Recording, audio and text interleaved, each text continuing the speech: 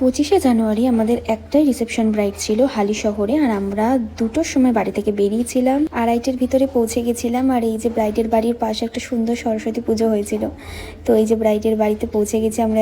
সুস্মিতাকে বিয়ের দিনকে আমি সাজিয়েছি। বিয়ের দিনের মেকআপ কেমন ছিল? খুব সুন্দর ছিল, সবাই বলছে পুরো ঠাকুরের মতো দেখতে লাগছিল। স্টে করেছিল তো মেকআপ? হ্যাঁ, আচ্ছা, পরের দিন পর্যন্ত ছিল। তাই পরের দিন কখন তুললে? আমি 12টার পরে তুলে, ঠিক ছিল। আচ্ছা ঠিক আছে। আর আজকে আজকে পুরো ওই দিনের মতো, মানে আমার ফেসের হ্যাঁ, সাথে হ্যাঁ, যেরকমটা যাবে। লাগবে সে মানে সুন্দর। ঠিক আছে ঠিক আছে। তো ব্রাইড আমাদেরকে জানালো ব্রাইডের বিয়ের দিনের মেকআপ খুব ভালো লেগেছে সবার, আর ব্রাইডেরও খুব পছন্দ হয়েছে, আর অনেকক্ষণ লং লাস্টিং ছিল।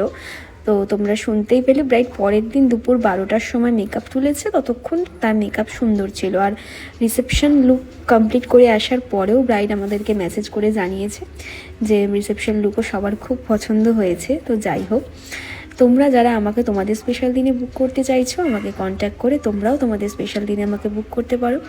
আর এই যে আমাদের ব্রাইডের ফাইনাল লুক, তোমাদের ব্রাইডকে কেমন লাগছে আজকের এই লুকটা অবশ্যই কমেন্ট করে জানিও। ব্রাইডের বিয়ের দিনের লুকও আমি পোস্ট করেছিলাম, তো আজকে রিসেপশন লুক কেমন লাগছে সবাই জানিও। আর আমাকে কন্ট্যাক্ট করতে হলে আমার নাম্বারে কল করে নিও।